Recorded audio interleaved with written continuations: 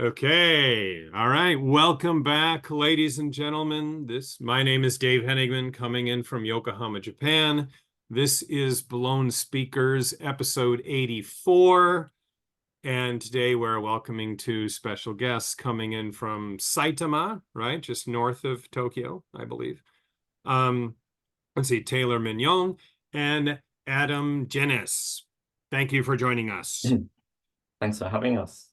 Thank you. Okay. And let me see. Let me share my. So kind of the direct reason that we've chosen this band today is because of a Japanese tour coming up in the near future. Oh, that just oh, just knocked off my PowerPoint for some reason. Just a moment. Okay.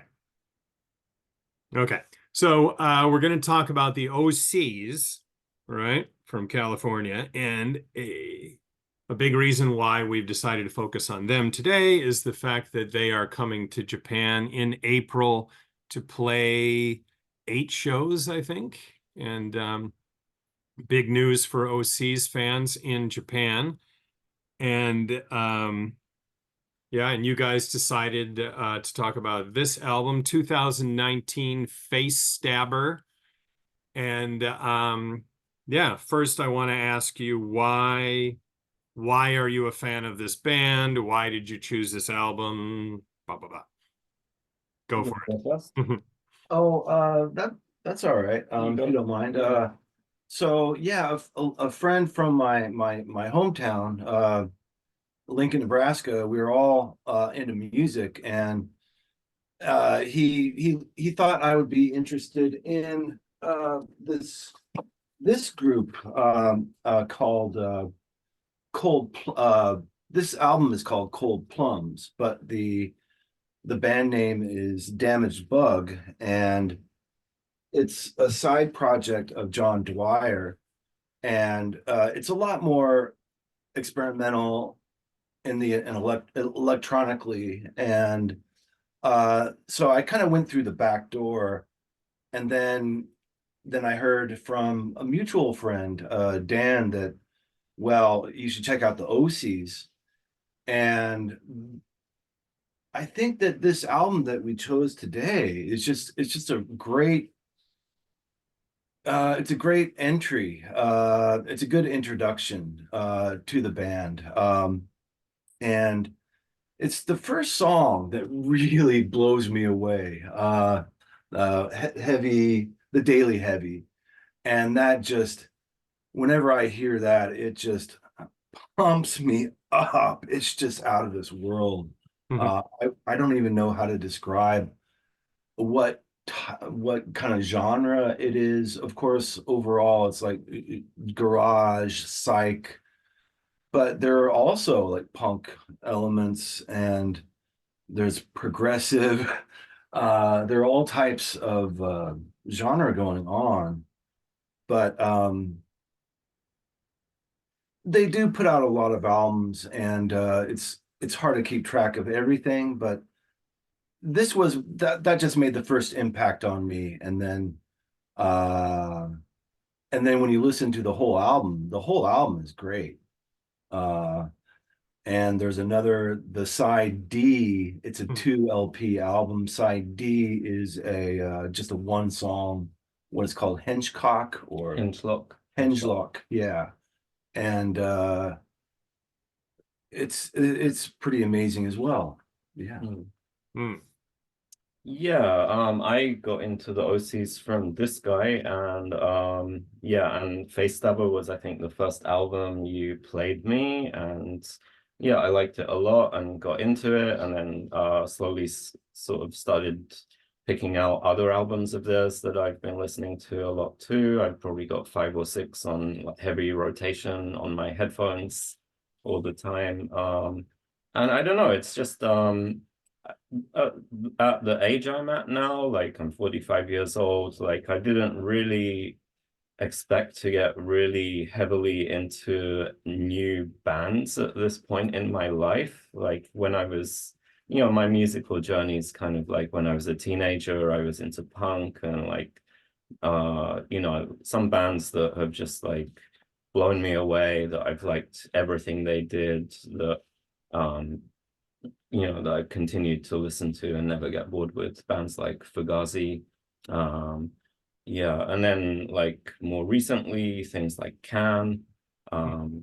Yeah, but I didn't really think that like I was, you know, I don't really look out for new music so much these days. I'm like more like going back into the 70s and discovering older things that I like these days. But yeah, this is just a band that kind of blew me away.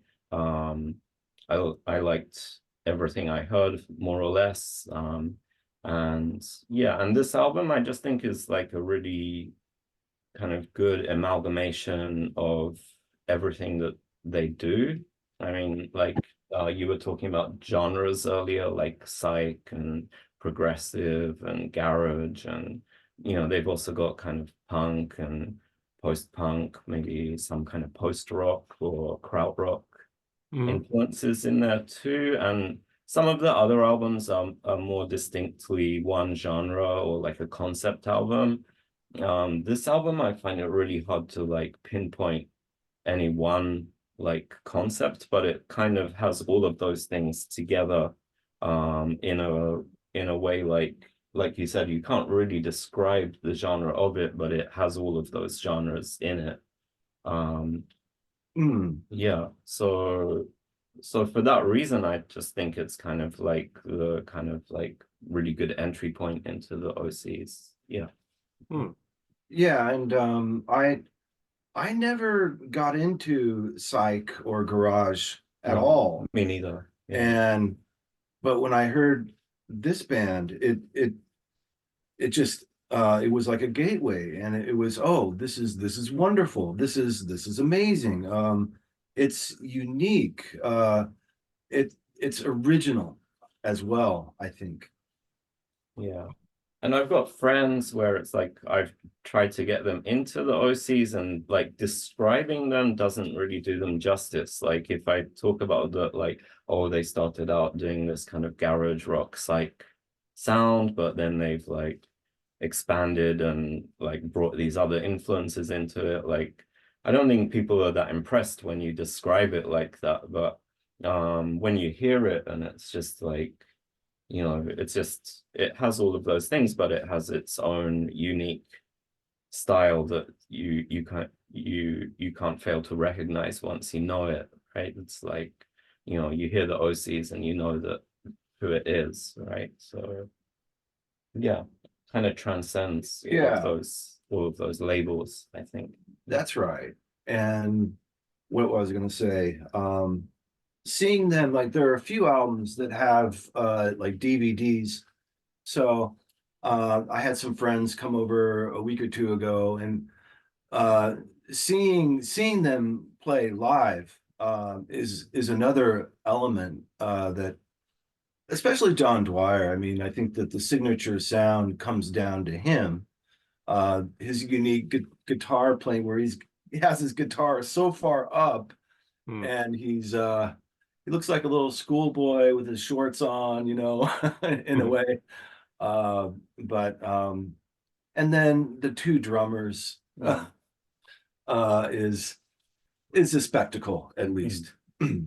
Yeah, I think this is like the earlier OC's albums just had the one drummer, and then like a kind of later incarnation of the band, they started doing the two drummers. I'm not sure which album they started that with, but yeah, but I think this is like definitely when you listen to this one, like the power of the two drummers, and you can just hear that they're like a really tight live band when you listen to it. And yeah, so just hearing this makes me want to see them live.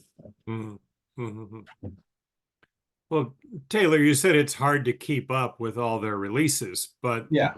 looking at the wall behind you now, I mean, you're making an effort. I am. It's quite, yeah, it's quite involved. I do, yeah. I do. I'm one of those. What do you call those collectors that you know, you gotta have them all. Completist, right.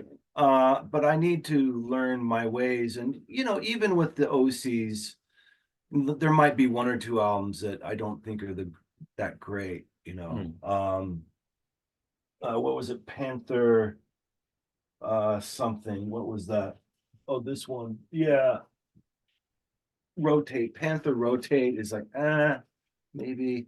So I need to be a bit more careful, I think. But overall, it's amazing stuff. Do you want to should we play a track just to kind of kick off our conversation? Play a bit of a track? Yeah, maybe the Daily Heavy. I think. Yeah, you talked about it earlier. Right. Just, you know, it doesn't have to be that long, but it's a pretty long song, 8 minutes, I think. So. All right, just a moment.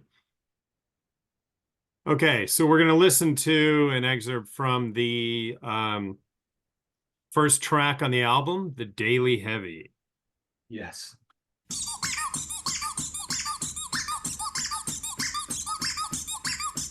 Yeah.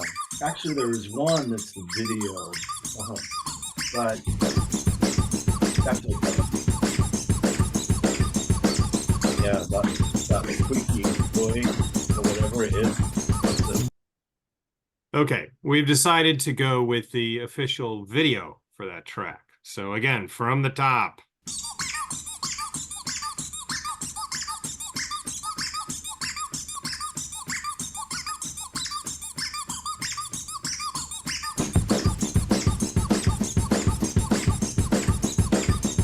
Yeah, I love that squeaky boy or whatever it is. Yeah, they're using for that.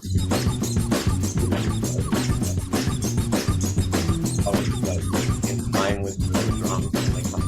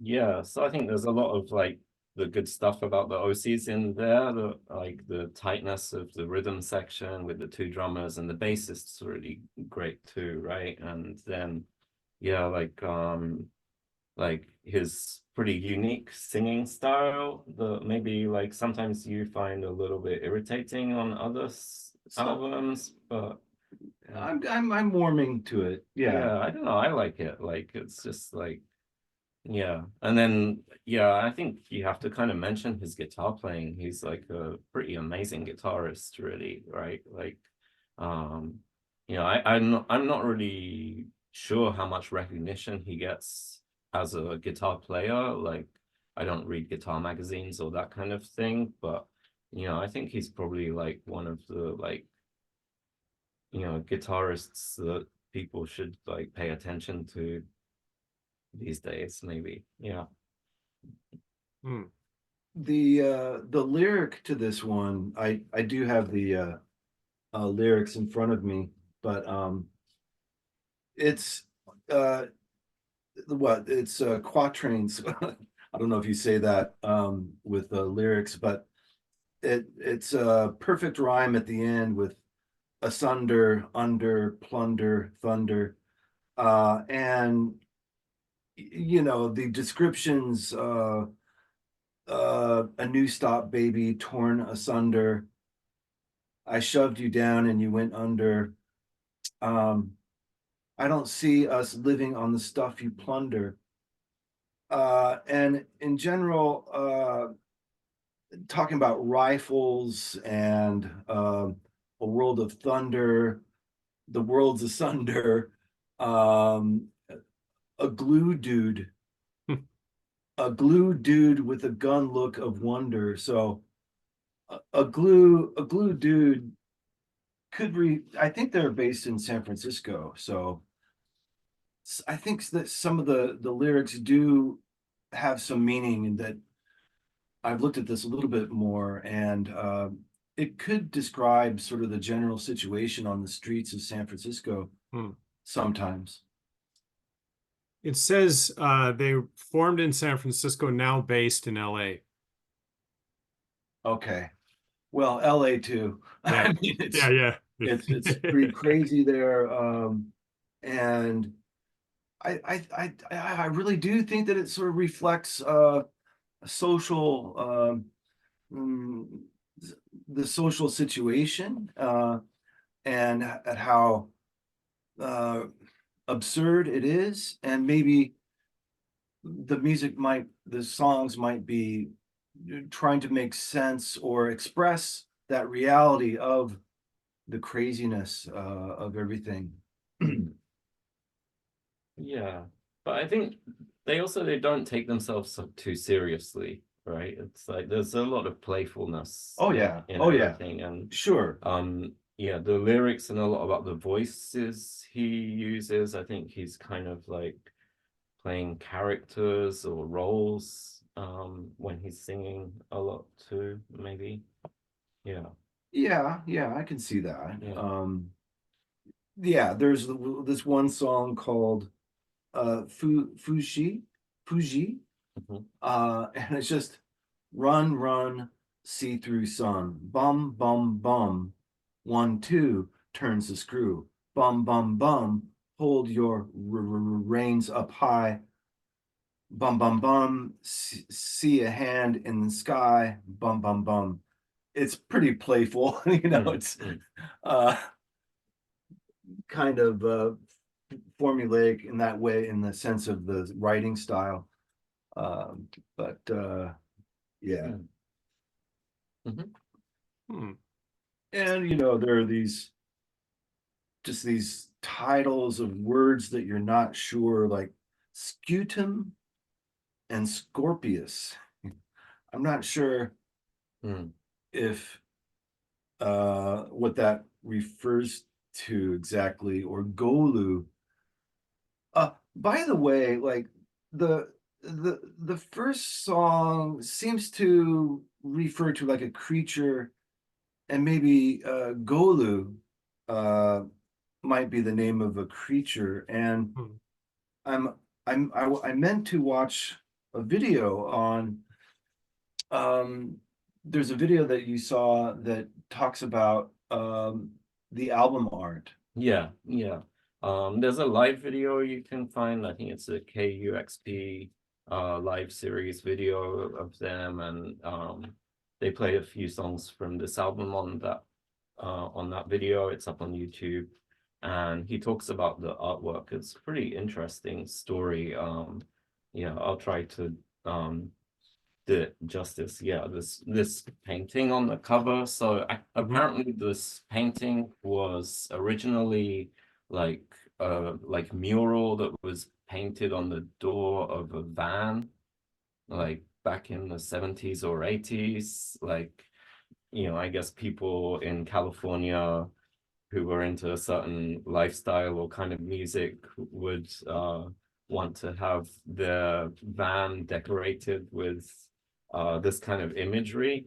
Hmm. I think John Dwyer just bought the door of the van with the painting on it on eBay for like $60 or something, and used that for the cover art. And but he actually managed to track down the artists. Like, so this is a guy who back in the day had a job, like a summer job or a part-time job, painting murals on vans, and now this guy's in his 60s. He's an architect, and he was like totally astonished and shocked that someone had found this painting he'd done on the door of a van like all those years ago, and was suspicious of why this guy was getting in touch with him. Like, what do you want from me? Do you want money or something? And like John Doyle was like, no, I actually want to pay you because I use this painting. Like, yeah,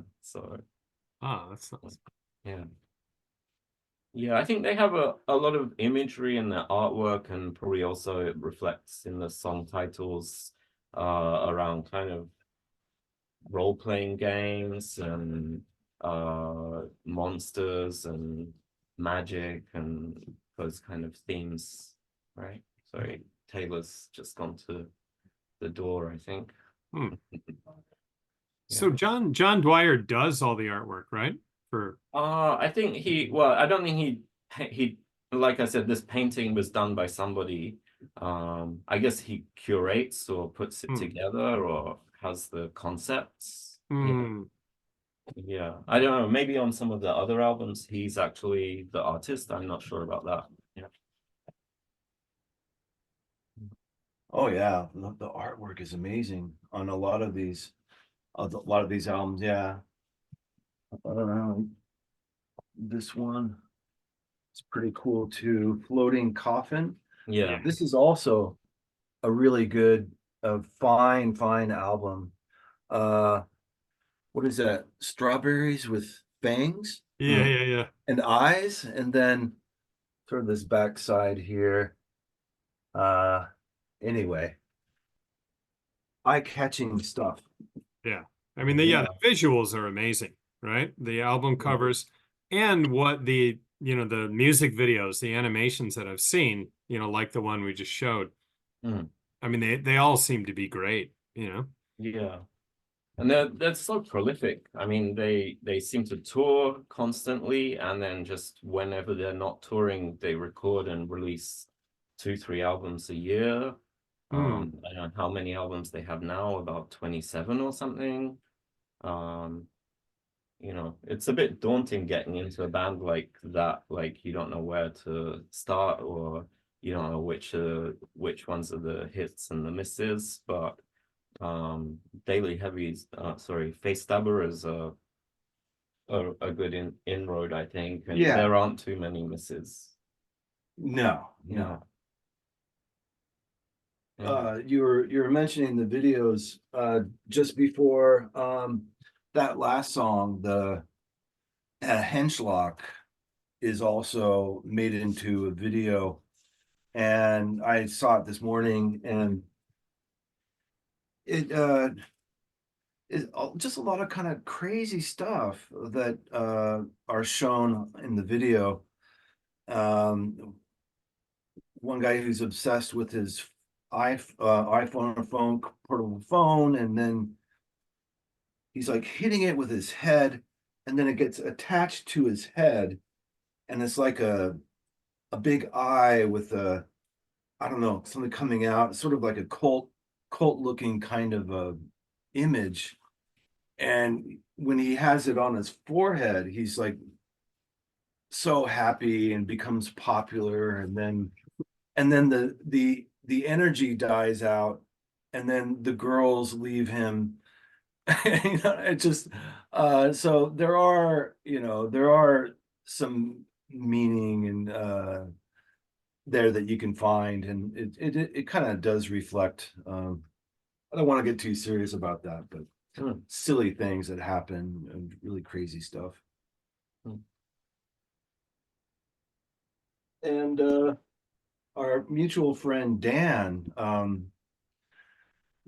told us about the Coach Whips. So this is a John Dwyer band. I think it's from 2003, although it could be a reissue. But this is I think pre OCs with John Dwyer, and very, very lo-fi. It's just, you think it's like a bootleg or something, but apparently it's supposed to sound that way. But anyway, that's aside there. But What are you hoping to see in the show in April? oh my gosh, well, the song that we just heard, that I would go nuts. Watch out. But there are so many songs, like there are these live albums, and it's like, it's like a compilation almost, and I can't there's so many songs, it's kind of hard to distinguish, but once I hear them, I know them. You know what I mean? Probably some from here. There's also the actually, I'm wearing a shirt. This is from the Mutilator. There are a couple of great songs off of Mutilator. See if I got the title right. Mutilator, Defeated at Last. This one. This is also, I can't remember, but I think I can't remember the song names right now. Sticky Hulks. Sticky Hulks is another one. That's woo. And what else? Oh, I haven't quite got around to this one yet, but Adam likes this one. Carrion Crawler. Carrion Crawler. Yeah, that sounds right. Or, well, that's the name of the EP, but it's probably also the name of the song. Yeah, but it is. I guess I'm not really like hoping to hear particular songs. I like the last album a lot. The has more of like a synth 80s sort of like Devo style to it. Quite short songs. So I guess I'll probably play a lot of those. Yeah, That one? Yeah, I just bought that. Yeah.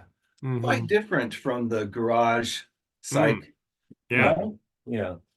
I don't know. I'm just expecting to hear a really tight live band. I hope they play a long set, like 90 minutes, 2 hours, maybe, if we're lucky. Yeah. And maybe this is a Smote Reverser. Also, I think there are a couple of songs off here I'd like to hear.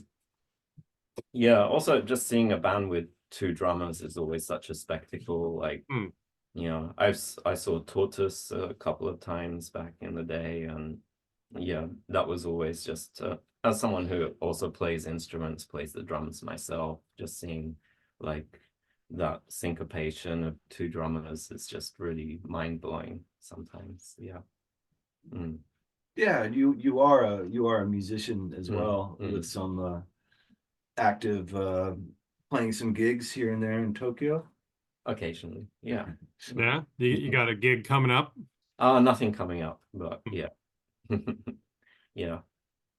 Okay. You guys find all these albums pretty easily in the Tokyo area, or do you order them? Yeah, I think almost all of them I have found around in Tokyo. Yeah. I don't, we were discussing this before, but they might not be that popular here in Japan. It'll be interesting to see. The UFO Club that's going to be packed. This is such a small venue, but Fever, that'll be the real test, I guess, to see. Fever's pretty small too. It is? Yeah. Okay. I saw Shonen Knife there last year, a year or two ago, and it's small. Yeah.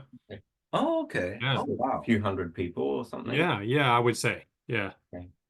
So, Yeah, I think it's hard to gauge how popular they are in Japan. So I think that's also something that will be interesting to see at the shows is like what kind of crowd, what kind of people it appeals to. Is it more of an international crowd, or is the Japanese audience coming for it? Is it like the kind of garage rock, psych rock nerds, or is it like a broader audience? Yeah. yeah, and I tend to find, when I do able to find the records, when they're used, really not that expensive, so that could be a gauge of their popularity here. But I would recommend that Big Love Records in Harajuku. They predominantly sell more current, recent, contemporary stuff new, and I think it's like Cornelius's brother is interested or is helping to run that store. It's like a family business, but they always have a section of the OCs. Mm. Yeah. Yeah, that's a good place. Yeah. Yeah. When I looked at this schedule, the show I'd especially wanted to go to was the one in Shonan in Oshima. I thought it because I just think it's funny that there's even a rock club out there. But I remember a few years, probably 10 years ago, Lightning Bolt played. Oh, They played in Enoshima, and I didn't go, I couldn't go, but I was always intrigued, like where did they play, And it was the same place the OCs are playing. But that one's Sunday night, so I decided to pass on that. But so I'm the one that we're going to is a Saturday night, and so but yeah, yeah, I'm kind of intrigued that Enoshima has rock shows like that, I right. mean, that's kind of like a sleepy, touristy kind of place. It's kind of hard to imagine. Mm-hmm. Right. It's not like they're going to be playing at some beach house in Zushi or something. Yeah, but hmm. And I thought it was interesting too. This is 5,000 yen is very cheap to see an American band, right? In It Japan. is. So That's a good deal. Yeah. Yeah, I wonder if it's just that they like to play and they prefer playing in small venues, perhaps. Like they're coming from that kind of punk DIY scene and playing cheaper shows, smaller venues, yeah, more community oriented. So Well, they certainly have a kind of like anti-music biz mentality, right? That thing about always changing the name, the spelling of the name. It's pretty funny, right? That's right. Sometimes with an H, the O, and now they're knocking it off and dropping the article and making it one word. And yeah. And he says, it seems to aggravate the press, which to me is great. I have nothing but contempt for the music press. yeah. So I kind of took, like, usually a band will come and they'll play, 1 or 2 nights in the Tokyo area, and it'll be, 9,000 yen, if not more, right? So these guys are coming playing, 7 or 8 dates, in the area, give or take, but and for a reasonable price. So it's like kind of anti-music biz in that way, like in pro fan, I would say that move. Yeah, I think so. Yeah. Pro fan? Pro fan, yeah. Oh, that makes sense. Right. Right, like we get to see them in a small place for a good price, blah blah, Yeah, I mean he's pretty approachable guy from what we know, right?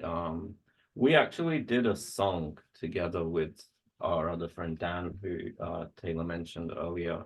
So we have this kind of on-off little music project. Taylor's a poet. You know, I produce music and play instruments, and Dan does too. And so Taylor really liked one of the Damaged Bug songs called Eggs at Night. And so we called our project 80% Club, because most of the things we do, we only get 80% finished and never do anything with. But this one, we actually completed it, and Dan made a really good video for it too. I saw that. Yeah, and we just we put that up on, we put that video up on YouTube, and I think Dan just kind of sent it to sent an email to John Dwyer or to the label as a kind of courtesy, or to ask permission if. And yeah, I think he only got like a very short reply, but it was like very positive, very like kind of appreciative of somebody like going to the trouble to do that. Quite Amazing. complimentary about our song, and I think the label actually were like sharing our video too. So yeah, Yeah, I watched the video. It's good. I mean, the song is good, and the video is also cool. So great. well Thank you. done. Yeah, Castle Face is a good, great label, I would say. Now he kind of runs that label. Is that right? Yeah, I think someone does the work for him, but it's his label. Okay. And they get their vinyl produced in the Czech Republic. Maybe they save a dime that way, maybe. I don't know.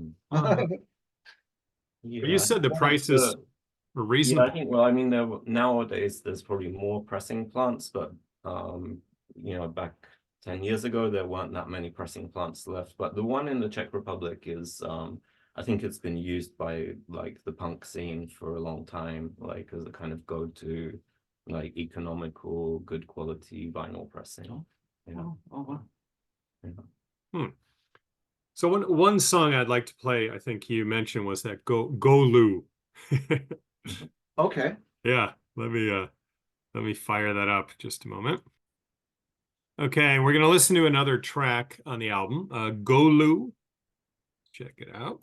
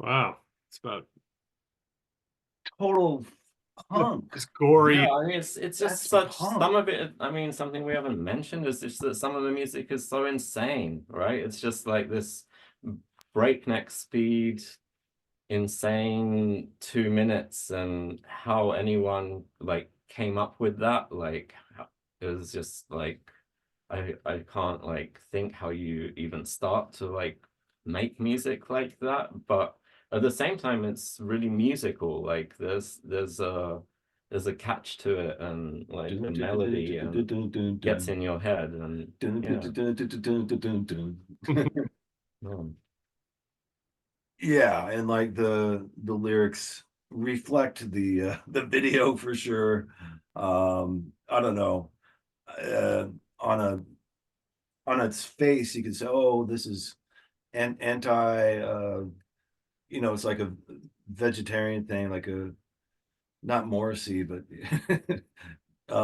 anti-meat thing, or then you have the baby eating. So maybe it's like uh, a parody of sort of like the right-wing take of Democrats who are in this cabal and eating babies or something. I probably not. I'm overreaching perhaps, but it reminds me of stuff like that anyway.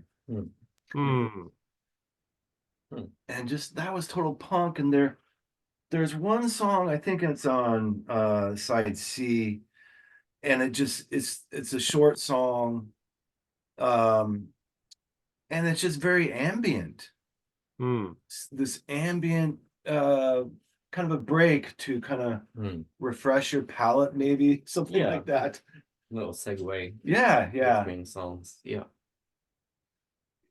Take it easy before the next that long jam on side D. Right. Yeah, it's just funny to see, tracks that are less than 2 minutes on the same record with, a 14-minute track and a 21-minute track. Right, right. I wonder if sputum is like a play on sputum and I'm losing it now. Scrotum. Scrotum. Scutum in yeah.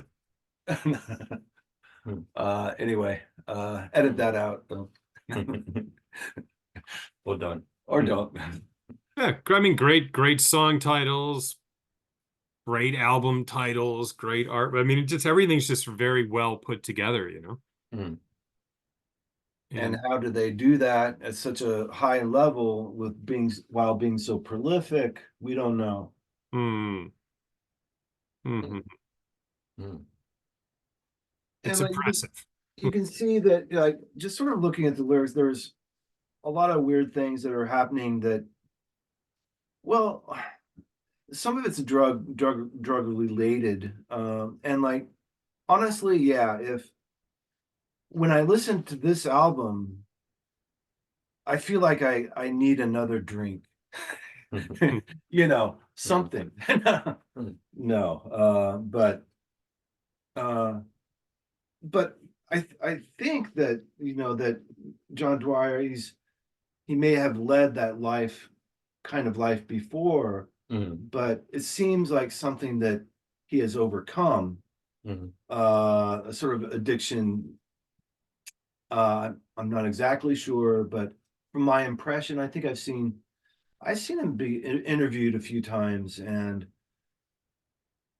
sometimes I think it's looking back at the craziness that maybe that he lived, and not trying to teach a lesson, and not trying to be didactic or anything like that, but just to show what can happen or the results of this sort of addicted state.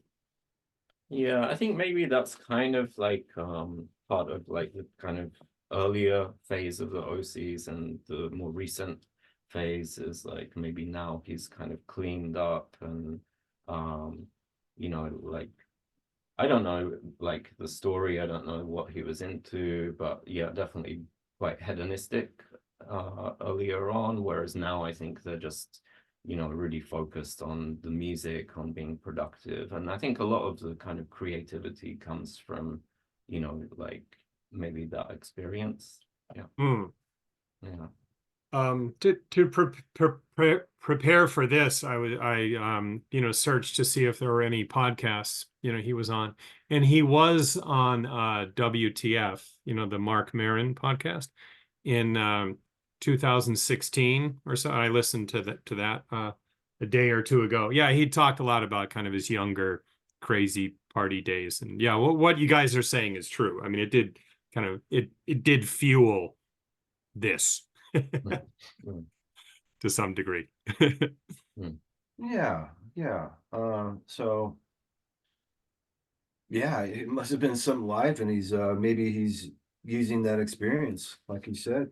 Yeah, I mean, I think, I don't know, like, but you hear people who've recovered from these things, like, they say, like, you never really recover, you just have to replace it with something else. And maybe, like the kind of obsessiveness of the music is like, what he's doing is just like replacing that element of his life with like being very obsessive about producing new music and his creativity. Yeah. In another podcast I partially listened to this morning, he was talking about the first time he heard Can. He was talking about the Monster Movie album. And yeah, he said he was just really stoned, and the first time he heard it and it blew it. He kept listening to You Do Right again and again. So yeah, that's, you guys mentioned Can earlier, and the krautrock influence you could definitely see right in his work. Just the driving drums. Yeah. Just never, I mean, just forward, boom, just perfect, and just an assault. Yeah, definitely. Yeah, and then also maybe like the playfulness, the creativity, like, like Daimon Suzuki, who passed away just recently as well. His whole creativity, like his, all of his lyrics were basically improvised. They never Incredible. like played the songs the same way twice, and all the albums are just like, edited live takes basically. So yeah. He was a real improviser, it seems like. Didn't you and your sometimes vlog partner Ed Sean, didn't you meet him, or We interviewed Damo last year, about a year ago. Yeah, it was last February. oh wow. Via Zoom for a project we're working on. And yeah, it was amazing. Yeah, but I think the Monster Movie album that you talked about, if that was like the big influence on John Dwyer, that was not Daimon Suzuki. You're right. Yeah, Malcolm Mooney was for that, and yeah, so that's also got the kind of repetitiveness and the improvisation and insanity too. So yeah. Yeah, and as a fan of that stuff, I mean, I love Can, so it's great to see like this, influence decades later. I mean, so well done and so like, profoundly incorporated into the OCs. Yeah, and from my I know a little bit about Can. I have some of their albums, but weren't they sort of based as a sort of an anti-American in a way that, they weren't, none of these guitar solos, or kind of some of it stripped down, maybe Anti-rock and roll. Yeah, that's what I would say. Yeah. Like anti like traditional song structure. Like, yeah. And then, to hear that John Dwyer and probably the OCs overall is influenced by that, I find that pleasing somehow.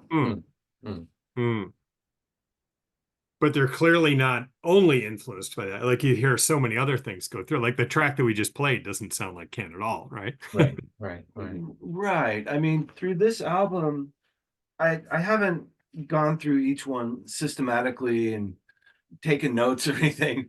But there's that first song, Daily Heavy. I don't know what kind of music you would call that. But yeah, I mean, through this album, like I can hear punk, there's progressive, there's even like a little bit of jazz, there's some jazz fusion, I can hear blues, uh, Mm. Mm. and I just think that But I think there's a lot of like with musicians, like there's a thing about like not listening to music that is too similar to the music you actually make yourself. Like, like I think I've heard them talking about listening to jazz a lot and things like that. So, I think as a musician, like like for myself, like when I was younger, like I'd listen to Fugazi and I wanted to make music like Fugazi, but as you mature, like you don't necessarily want to listen to music that is the music you want to make. Like, listening to like different things and like kind of incorporating them into your identity is really important, I think. Yeah. well, David, you're a writer too, and like that's another pitfall that we know, right? Mhm. You're not going to be, you know, you're not going to be reading a novel or some stories, and then quickly after that, you're going to write your own story. Then same idea, Mm, maybe. mm, mm, Mm. mm. Mhm. Yeah. What else was I going to say? But just having everything mixed together, or in this album, it's fairly separate, but in other albums, maybe it's more of a concept. But then you have different genres fused together fairly similarly throughout the album, Mm, perhaps. mm, mm. But Mm. uh just love it. And I don't know, it seems a bit anachronistic almost that they're making this sort of overall maybe garage and psyche, as they say in Japan, but Mhm. where why? There it's not the 60s anymore, but they're doing their own thing. They're what speaks to them. They are making something new, and they've got their. I'm sure they have their dedicated fans, uh, and who knows what it'll become, if it'll be an influence on a wider scale or not. But yeah, and like you were talking about different influences, like I can notice, some sort of early era Pink Floyd every now and then, or Mm. um, I hear a bit of suicide Mm. in the vocals, right? Ah, yeah, I've never really thought about I that, would but say now you Daily mention it. Heavy. Mm. Yeah, yeah. A bit of Donovan in the vocals sometimes. Like just there's a bit of hippie-ish that kind of Mhm. weaves in and out, right? I think like not so much in the songs itself, but sometimes like at the end of the song, he'll like say something. He seems to have a bit of a like Anglophile to him. He's like, maybe it's the garage rock. He's like into a lot of British things, but he'd like say something about "Where's my nice cup of tea" or something at the end of one of the songs, and yeah, yeah, so, yeah, he sometimes does this like English accent, I think. Yeah. yeah, okay. That's Mm, fun. mm, On a personal note, you like Fugazi, you're more of influenced by American stuff, North mm, American stuff, and I'm more an Anglophile myself, so mm, mm. kind of interesting. But Yeah. Yeah, recording. Okay. All right, we're back. All right. Well, Taylor and Adam, thank you for joining this discussion today. Yeah, much appreciated. And thanks. Thanks for having us. It was fun. Yeah. Yeah. Mm, mm. I feel like it put me in the proper mind frame for the April concerts, right? Yeah.